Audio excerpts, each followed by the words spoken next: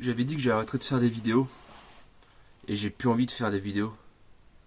Le truc, c'est que ce que je m'apprête à faire ce soir, c'est tellement débile que je me suis dit qu'il fallait que je le filme. Si tu me suis depuis longtemps, et je vais faire le mec genre je suis connu, alors que je suis pas connu. Tu sais que je suis un très très bon carrossier. Ça sera à l'envers, mais tu reconnaîtras le mot. Vernis, qui était en flou d'ailleurs. À peu près comme quand je peins, c'est un peu flou. Suivi de... Bon, celle-là, elle est vide, mais... Noir brillant. Doit rester ça. Maintenant, je vais te montrer la victime. Ça fait à peu près un mois qu'on a passé, un mois et demi qu'on a passé la montée.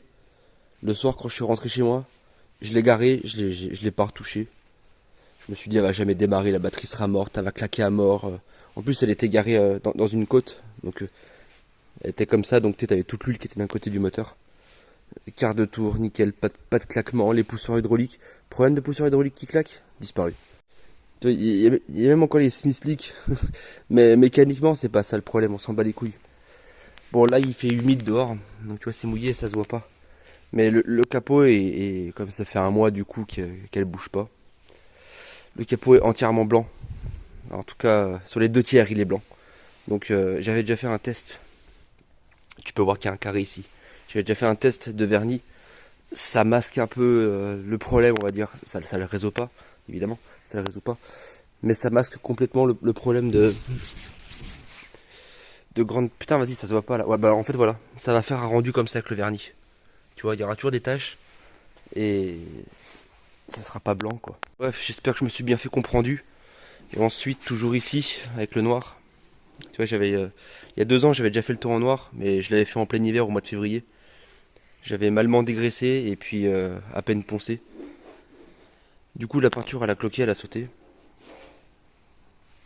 On va refaire un petit coup de noir sur le toit. Alors ça, comme tu l'as vu, c'est très mouillé la carrosserie.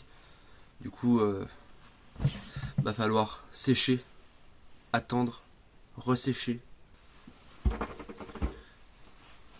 J'ai tout fini de sécher. Maintenant, il n'y a plus qu'à attendre que ça ressèche. On va ressécher. On va re-attendre. Et en attendant que ça sèche, faut que je te fasse une démo. Faut que je te fasse une démo.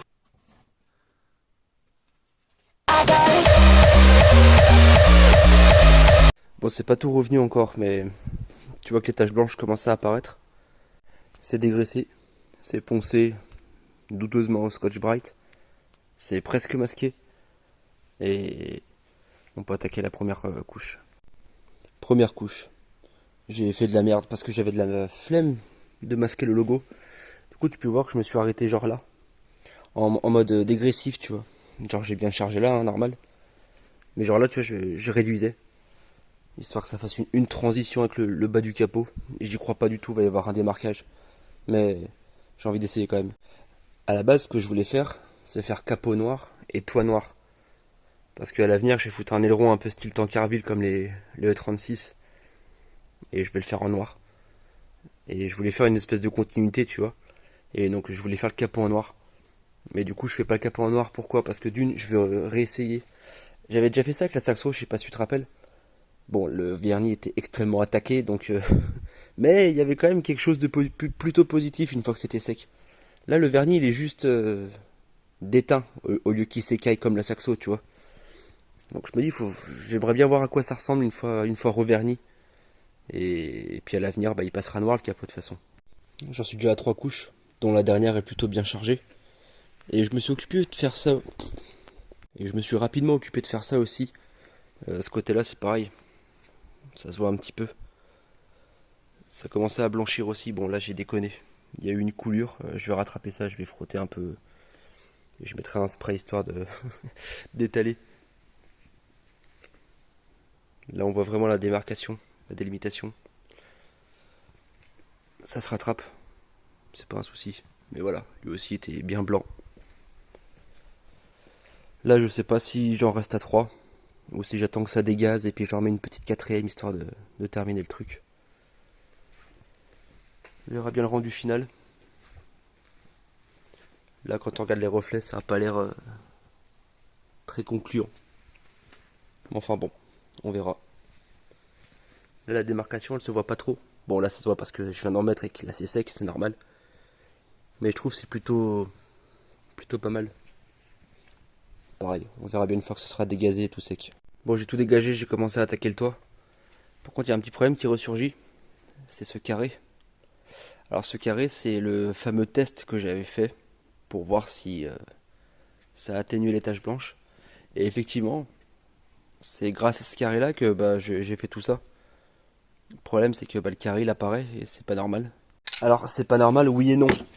Pourquoi? Parce que moi, je fais du vernis avec ça aujourd'hui. Et j'avais fait la saxo avec ça. Le carré, c'est un autre vernis. Donc, chiant. Bon, la bombe est terminée. J'ai passé une dernière couche très lourde. Ça se voit un petit peu. Et elle s'est terminée. Genre, il manquait juste ça à peindre. Vraiment juste ça. Là, ici, là. Bon, c'est un endroit qui était pas trop atteint. Parce que tu vois, une démarcation de peinture niquée. Ici, c'était commencé à redevenir bleu. Mais ici, c'était encore noir. Donc, j'ai de la chance dans mon malheur. C'est dégueulasse. Mais j'ai mis une grosse couche exprès. Ça se verra beaucoup moins une fois que ça sera sec. Fais-moi confiance. Bon, ce sera tout pour ce soir. Je vais juste attendre que ça termine de sécher.